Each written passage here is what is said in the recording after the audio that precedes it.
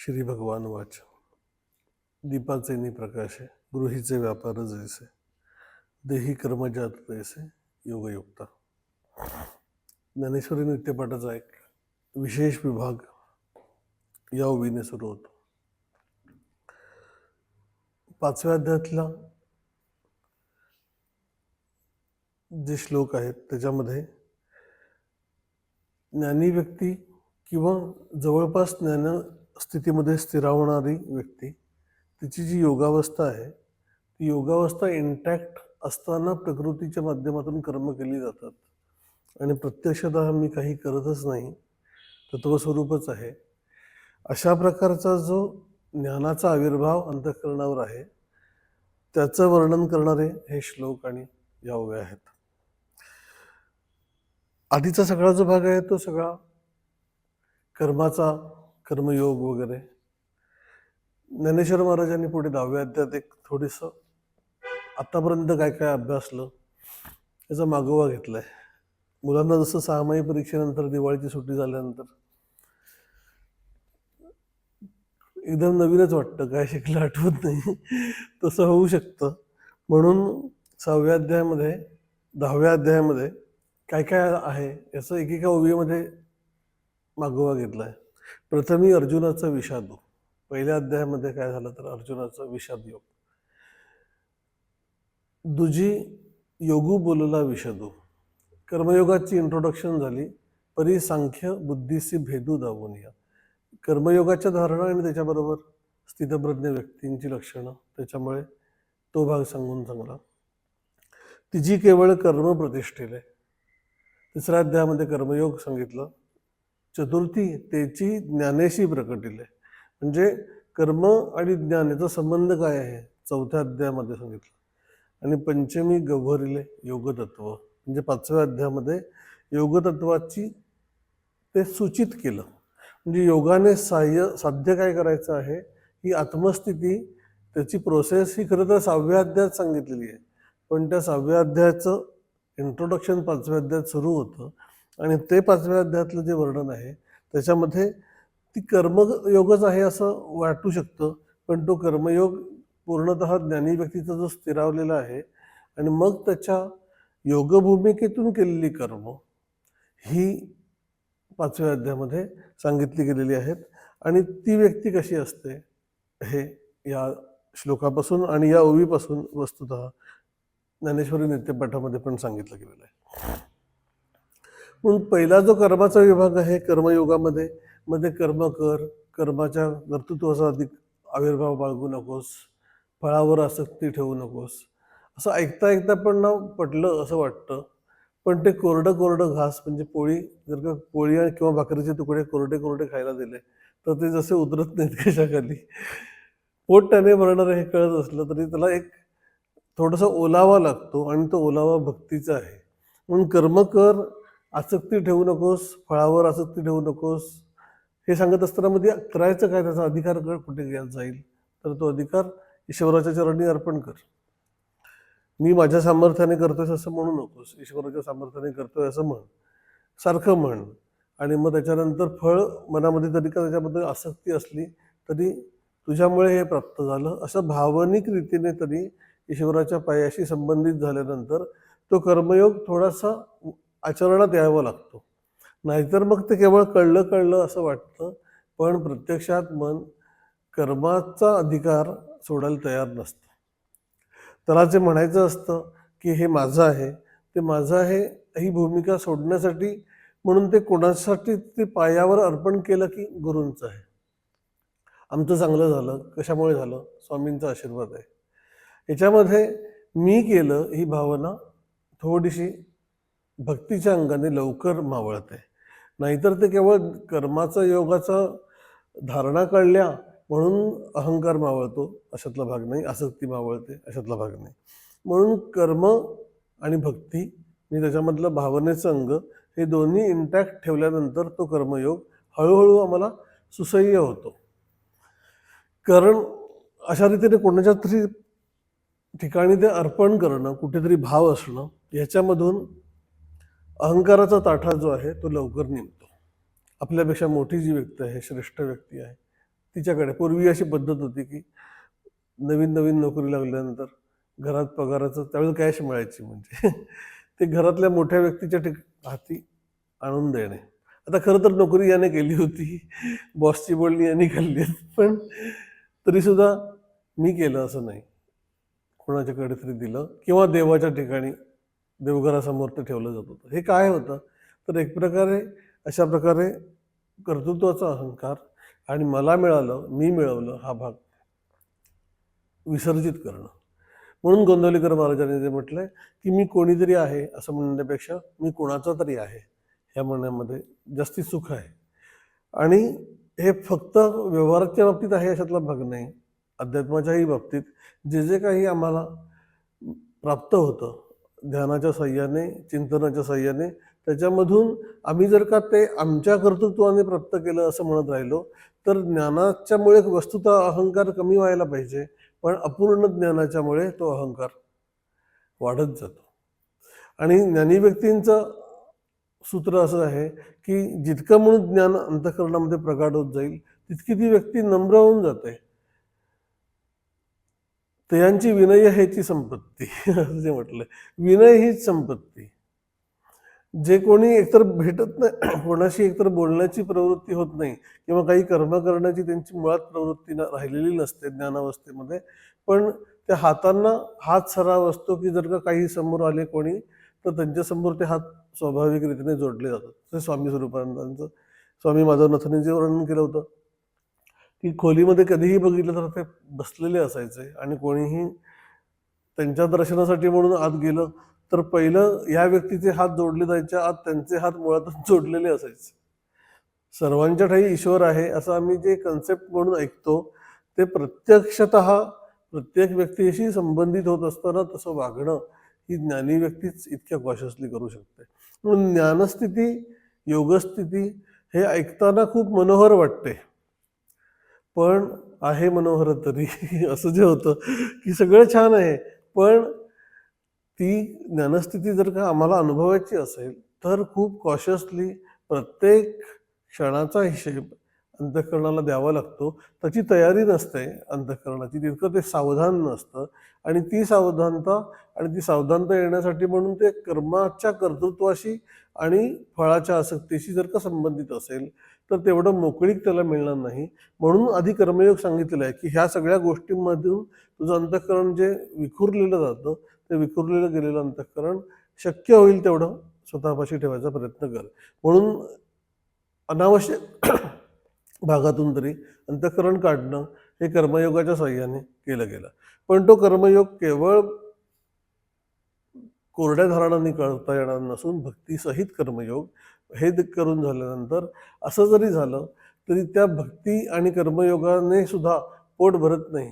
तसं ज्यांना पूर्ण जेवायची सवय असते, आता हळूहळू तो कन्सेप्ट मागे पडत चाललाय, पण आधीमध्ये पोळी भाकरी झाल्यानंतर शेवटी ताकभात लागतो म्हणजे किंवा वरण भात लागतो, त्याशिवाय पोट भरल्याचा फील येत नाही. तसं कर्म भक्ती वगैरे सगळं ऐकून झाल्यानंतर पण आम्हाला जर का शेवटचं ज्ञानाचा बोध अंतःकरणाने घेतला नाही तर कितीही केलं तरी अपूर्णच झालं असं वाटतं. आणि हा प्रॉब्लेम सॉल्व्ह नाही झाला तर ती व्यक्ती खूप उन्नत अंतःकरणाची असेल, ती कर्मयोगी होईल, भक्तीने ईश्वराच्या ठाई लीन असेल, पण तरी सुद्धा तिला आतमध्ये कंटेंटेड वाटत नाही. आणि कंटेंटेड वाटणं हे केवळ ज्ञानानेच होऊ शकतं. सर्वम कर्माखिलम पार्थ ज्ञाने परिसमाप्यते. सर्व कर्मांचं प्रवृत्ती ही मग ती उपासना कर्म असोत, व्यावहारिक कर्म असोत, जोपर्यंत त्याला ज्ञानाच्या धारणेचा स्पर्श म्हणजे केवळ विचारांनी नव्हे योगस्थितीच्या माध्यमातून होत नाही तोपर्यंत ती सर्व कर्म अपूर्णच राहतात. त्याला ज्ञानेश्वर महाराजांनी दुसऱ्या एका ठिकाणी आंधळे या गरुडाचे पंख आहाती असं उदाहरण दिलंय. आंधळा गरुड, कपॅसिटी भरपूर आहे पंखामध्ये, खूप मोठं उड्डाणं घेऊ शकतो, पण दृष्टीच नाहीये त्याला. तसं तो गरुड म्हणजे कर्माच्या साह्याने, कर्मयोगाच्या साह्याने ज्याची अंतःकरण बलवान झालंय त्याने जर का दृष्टी ज्ञानाकडे नाही ठेवली, ज्ञान म्हणजे आत्मज्ञान, आत्मज्ञानाकडे नाही ठेवली तर आंधळ्या गरुडाचे पंख हाती ते केवढा उपयोगात जाते. तैसे सत्कर्माचे उपकेट हाती ज्ञाने विणा. खूप सत्कर्म केली, खूप चांगलं करतोय, आत्मज्ञान हा उद्देश नाहीये, एक मर्यादा पलीकडे जाऊ शकत नाही. तसं त्यांनी असं म्हटलंय की कर्माचे डोळे ते ज्ञान ते निर्दोष व्हावे. ज्ञान स्थिती प्राप्त करण्यासाठी म्हणून कर्मयोग सांगितलेला आहे.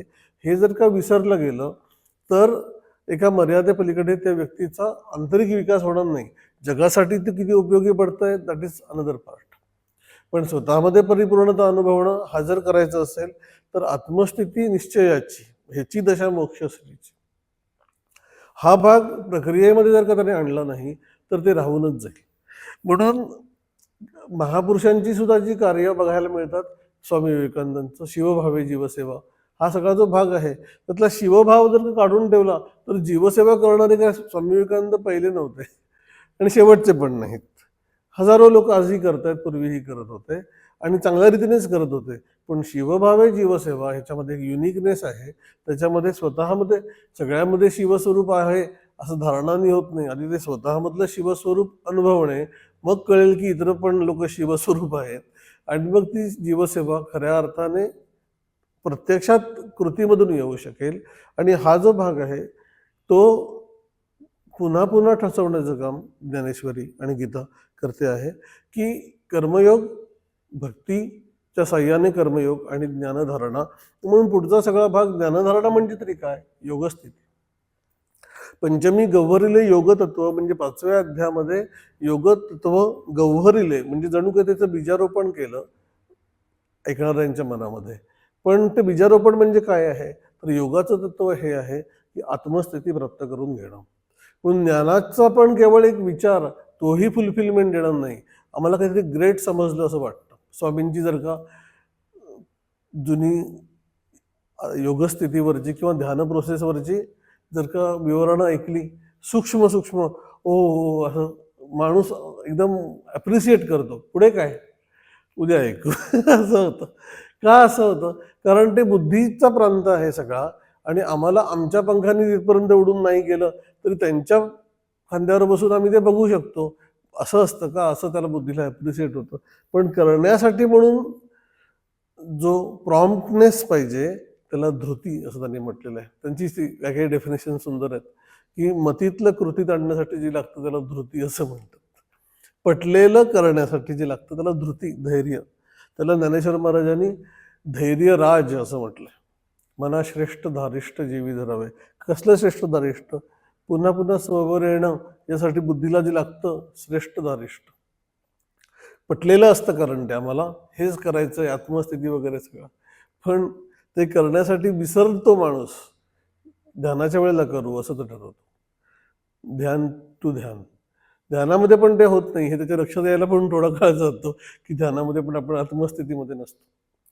तसं ह्या ज्ञानी व्यक्तीचं आता वर्णन जे चाललेलं आहे एकदम स्विच आहे. कारण विषयामध्ये ज्ञानेश्वरी नित्यपाठामध्ये पण की सगळं तू मानसा यमुकुरी निश्चळू होयंतरी मग कर्मेंद्रिय व्यापारी वर्ततू सुखे. मग कोणाचं उदाहरण दिलंय तर एकपा जनकादिक कर्मजात असे का न सांडिता मोक्ष सुखे पावते झाले. मग का तर अशा प्रकारे ज्ञानी व्यक्तीने धडा घालून देण्याची आवश्यकता आहे. मार्गी अंधा सरिसा पुढे देखणाही चाले जैसा अज्ञाना प्रकटावा धर्म तैसा आचरोनी येथे वडील जे जे करती त्या नाम धर्म ठेवीती त्याची येर अनुष्ठिती सामान्य सकळ. असं सांगितल्यानंतर हे ऐसे असे स्वभावे म्हणून कर्म न संडावे विशेष आचरावे लागे संती. एक विभाग संपला की हा पटलं कारण आम्हाला काही करायचं नाही, संत करणार आहेत आणि त्यांच्या मागोमाग आम्हाला चालायचंय.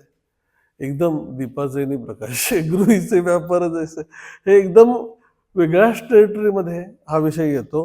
म्हणून थोडंसं आज इंट्रोडक्टरी झालेलं आहे की मुख्य विषयाला हात घालण्यापूर्वी ह्याच्यामधली जी धारणा आहे दीपाचे प्रकाश हे गृहीचे व्यापारच आहे. दिव्याच्या प्रकाशामध्ये घरामधले जसे व्यापार चालतात त्याप्रमाणे देही कर्म जात तैसे योगयुक्त. शरीरामध्ये तशी कर्म चाललेली आहेत असं त्या योगयुक्ताची स्थिती असते. म्हणून असं दीपाचे प्रकाश म्हणजे काय तर ज्ञानाच्या प्रकाशामध्ये ते चाललेलं आहे. म्हणजे ज्ञानाच्या प्रकाशात तो कर्म करत असतो असंही नसून तो ज्ञानस्वरूप त्या दिव्यासारखा राहिलेला असतो आणि इतर कर्म जशी आपोआप चाललेली असतात. दिवा काही करत नाही तो केवळ प्रकाश स्वरूप होऊन राहतो. त्याप्रमाणे कर्म आपोआप चाललेली असतात. म्हणून कर्म हे समजून घेताना पण एक बुद्धीला वर उचलून घ्यावं लागतं. लहान मुलाला जसं लांबचं काही दाखवत असेल तर कडेवर उचलावं लागतं, तसं ह्याच्या धारणा समजून घेण्यासाठी पण आम्हाला एक डेव्हलप माइंडसेट नाही केला तर ह्या धारणा पण आम्ही खालच्या पातळीवरून समजून घेऊ. ज्ञानेश्वर महाराजांनी पुढे ईश्वराची स्थिती सांगत असताना, म्हणजे ईश्वर मी कसा आहे त्यावेळेला भगवान सांगतात, त्यावेळेला हाच दृष्टांत वापरलेला आहे की दीपू ठेविला परिवरी. घरामध्ये जर का दिवा ठेवला, तो जसा कोणाचं काही नियमन करत नाही, कवणाते न निवारी, कशालासाठीही प्रवृत्त पण करत नाही, निवारण पण करत नाही, आणि कवण ये व्यापारी वर्ततू तेही नेणे. दिव्याला काही पडलेलं नसतं कोण तुम्ही खाली बसून काय करता. तुम्ही ज्ञानेश्वरी सांगताय का अजून काही सिनेमा बघताय, दिव्याला फरक पडत नाही. त्याला तो प्रवृत्त करत नाही किंवा थांबवत नाही हा पण भाग नाही, त्याला त्याचं माहितीच नसते. कवणाते व्यापारी तेही नेणे, तो जैसा साक्षीभूतो गृह व्यापार प्रवृत्ती हेतू. तो साक्षीभूत आहे आणि घराचे व्यापार त्याच्यामुळे चाललेले नाहीत असं जरी असलं तरी सुद्धा त्याच्या प्रकाशात चाललेले आहेत. त्याप्रमाणे मी सर्व भूतांमध्ये केवळ असतो, भूतकर्मांमध्ये लिप्त नसलो तरी माझ्यामुळे ते होत असतं. अशा प्रकारे ईश्वराचं स्वरूप आहे. आणि जो योगी आत्मस्थितीवर राहता राहता हळूहळू अशा प्रकारच्या ज्ञानस्वरूपाला प्राप्त व्हायला लागतो, तो स्वतःच्या शरीरापुरती तरी किमान अशा प्रकारे ईश्वरासारखा केवळ साक्षीभूत होऊन राहतो, अशी धारणा आहे. म्हणजे काही काही वेळा असं वाटतं की त्याच्या ज्ञानाच्या प्रकाशात तो कर्म करत असतो, तसंही नाहीये. तेही वाक्य एक प्रकारे खरं आहे, पण दुसऱ्या प्रकारे बघायला गेलं तर ज्ञानाच्या प्रकाशात तो कर्म करत असतो असंही नसून तो ज्ञानस्वरूप असतो आणि इंद्रिय मनबुद्धी कर्म करत असतो. नैव किंचित करोमी ती युक्तो मन्येत तत्वविद, याच्या आधीचाच श्लोक आहे. मी काहीही कधीही करत नाही असं युक्त व्यक्तीची स्थिती असते. मग कर्म कशी होत आहेत? इंद्रिय मनबुद्धी करतात, प्रकृतीच्या साह्याने व्हायचं ते रिस्पॉन्स केले जातात.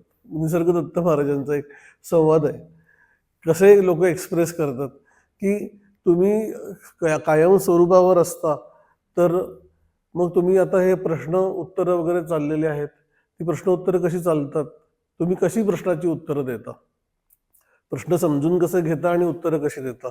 तर ते म्हणाले मी प्रश्नांची उत्तरं देत नाहीत, प्रश्न समजूनही घेत नाहीत, ते इट हॅपन्स. मी माझ्या ठिकाणी स्थित आहे कायम आणि ते केवळ होत असतं, मी ते करतो असं नाही. हे समजून घेणं पण खूप खूप बुद्धीला पण कठीण आहे. म्हणून स्वामी म्हणे जावे तेव्हा त्यांच्या हे जे म्हटले त्यांनी की त्यांच्या संतांच्या वंशाला गेल्याशिवाय ते कळणार नाही. ती काय कळणार नाही? आत्मस्थिती कळणार नाही की कशा प्रकारे ती व्यक्ती सर्व गोष्टींमध्ये असून पण अलिप्त आहे. त्याला पुढे दुसरा दृष्टांत दिलेला आहे की तो कर्मे करी सकळे परी कर्मबंधा ना कळे जैसे न सिंपे जळी जळे पद्मपत्र.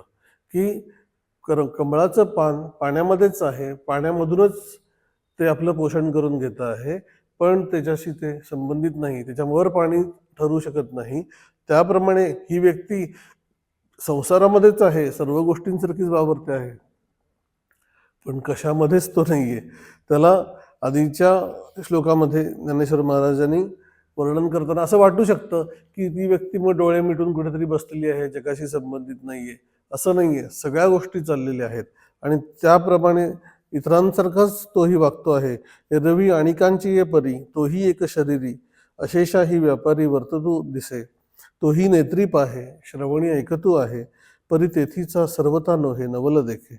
स्पर्शासी तरी जाणे परिमळू सेवी घ्राणे अवसरोचित बोलणे तयाही आती. आहाराते स्वीकारी त्यजावे ते परिहरी निद्रेची या अवसरी निधीचे सुखे. हे सगळं तसं चाललेलं आहे तरी सुद्धा तो त्याच्यामध्ये पार्थातयाचे ठाई हे आघवेची आथी पाही परी तो करता नव्हे काही प्रतिती बळे. मी ज्ञानस्वरूप आहे ही जाणीव, सदोदित ज्ञानस्वरूप आहे हे पण शब्द आहेत. मी आहे शुद्ध स्वरूपात आहे असं ज्याला सतत जाणीव आहे तो ह्या सगळ्या कर्मांमधून ती कर्म त्यांच्या प्रकारे योग्य प्रकारे होत असतात, तो त्याच्यात लिप्त होत नाही. अशा प्रकारची जी अवस्था आहे ती तो प्राप्त कशी करून घेतो हा मुख्य भाग आहे. नाहीतर एक आयडियल सिच्युएशन आम्ही बघतो की असं असं असलं पाहिजे, तसं ज्ञानी व्यक्तीची तशी स्थिती असते म्हटल्यानंतर आम्ही अवाक होतो की असं कसं असेल.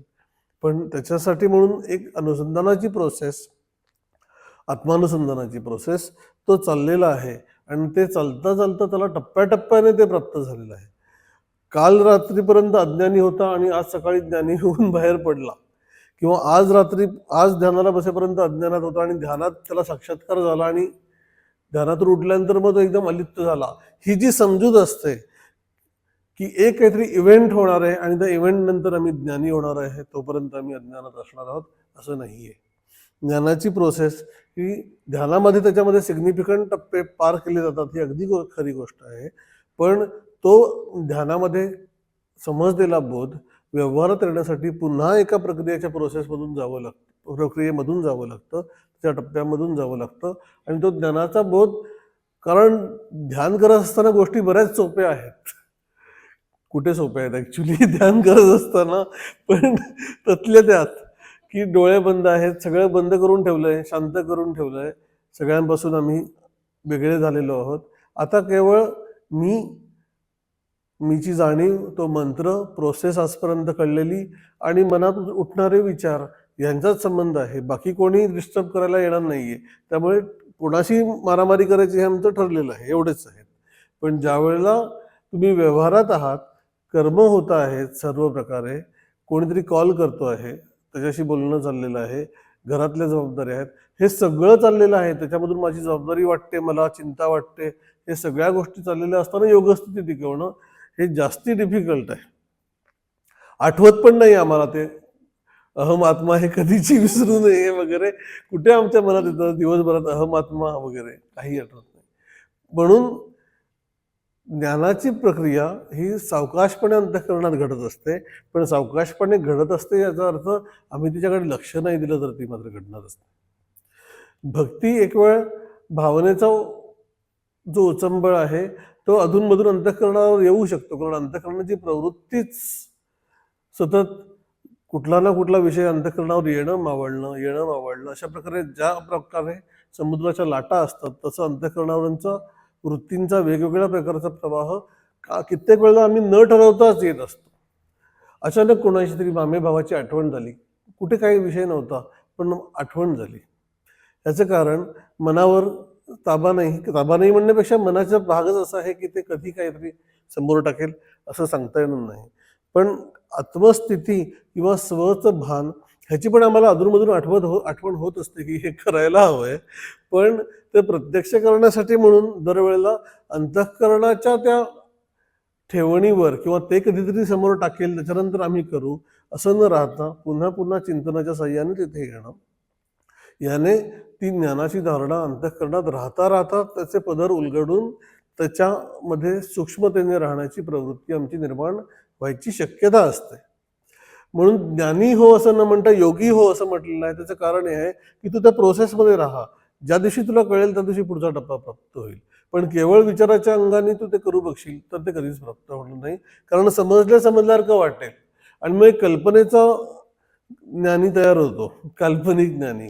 तो लोकांना फसवतो ते जाऊ देत, पण स्वतःला फसवतो आणि मग ते जास्ती डेंजरस आहे. कारण एकदा का आम्ही झालो असं म्हटल्यानंतर मग आता कोण शिकवणार तुला, तू ज्ञानस्थिती आहे म्हटल्यानंतर. रामकृष्णांकडे एक जण आले होते आणि ते अशाच प्रकारे ज्ञानस्थितीबद्दल नाही, स्वामी माधवनाथांकडे जे दुकानात आलेले होते, माचे स्वामीमध्ये त्याचा उल्लेख आहे की भेटायला म्हणून आले सत्पुरुष, कोणीतरी त्यांना घेऊन आले होते आणि त्याच्यानंतर मग आता तुम्ही काय करणार, तर आता मी साधना करून वेगवेगळे जे लोक आहेत, चंद्रलोक आहे, सूर्यलोक आहे, तिथे जाणार आहे. तर त्याच्यावर ते म्हणाले की मी मात्र आत्मस्थिती निश्चयाची इथेच, स्वामी माधवनाथांनी हेच इथून काही करायचं नाही. ते म्हणले की तुम्हाला इथेच राहायचं असेल तर तुम्ही इथेच राहा, मी पुढे जातो. तर स्वामी माधवनाथांनी त्यांना प्रसाद दिला आणि मग त्यावेळेला स्वामी तिथे होते. तर त्याच्यानंतर ते गेल्यावर म्हणाले की हे बनण्यापूर्वीच बनले गेले आता यांना कोण बनवणार. असं एक ज्ञानधारणा जर का अंतःकरणामधली पक्की नसेल किंवा प्राप्तव्याचं ठिकाण ज्ञान म्हणजे तरी काय हे जर का अंतःकरणाने समजून नाही घेतलं तर ते बाय अँड बाय कधीतरी होईल. सत्कर्म करता करता आम्ही पुण्यकर्म करतो, देव आमच्यावर कृपा करेल. बुद्धी दिली आहे हीच कृपा आहे, की बुद्धीच्या साह्याने समजून घे की हे काय कर. अजून तो काय म्हणजे कृपा करेल म्हणजे काय करेल तरी काय, तुला नेऊन तिथे ठेवेल. कुठे ठेवशील? ठेवेल कुठेही ठेवलं तरी अंतःकरणाची स्थिती काय आहे याच्यावर कळेल की ज्ञानी आहे का नाही. त्याप्रमाणे हा जो भाग आहे की दीपाचे निप्रकाश एक गृहीचे व्यापार जैसे, त्याच्यामधलं योगयुक्त होणं ही सर्वात महत्वाची गोष्ट आहे. आणि त्याचे टप्पे हे ह्या 5व्या अध्यायामध्ये हळूहळू एक्सप्लेन केलेले आहेत. ह्या श्लोकाच्या आधी पण, या ओवीच्या आधी पण त्याचा जो विस्ताराचा भाग आहे किंवा अजून सूक्ष्म भाग आहे तो आपण पुढच्या वेळेला बघू. एकूण हा ज्ञानेश्वरी नित्यपाठ एक प्रकारे म्हणतात ना की कूस बदलतोय. तर या ओवीने ती एकदम सगळं कर्माचा आग्रह आणि कर्मयोगाचा आग्रह इथून एकदम ज्ञानस्थितीमध्ये जी ट्रान्झिट होते ती थोडीशी सुखकर व्हावी की म्हणून आज एवढं जे बोलणं आहे हे त्या ट्रान्झिट बद्दल बोलणं आहे. पुढे ही ओवी नक्की काय प्रकाशित करते आणि त्याच्यासाठी म्हणून प्रोसेस काय आहे ती आपण पुढच्या वेळेला बघू. हरिओम तत्सत. सदा सर्वदा योग तुझा घडावा, तुझे कारणी देह माझा पडावा. उपेक्षू नको गुणवंता अनंता, रघुनायका मागणे हेची आता. उपासनेला दृढ चालवावे, भूदेव संतांसी सदा नमावे. सत्कर्मयोगे वय घालवावे, सर्वामुखी मंगल बोलवावे. जय जय रघुवीर समर्थ. नमितो योगी थोर विरागी, तत्वज्ञानी संत. तो सत्कवी परपरात्पर गुरु ज्ञानदेव भगवंत. ओम.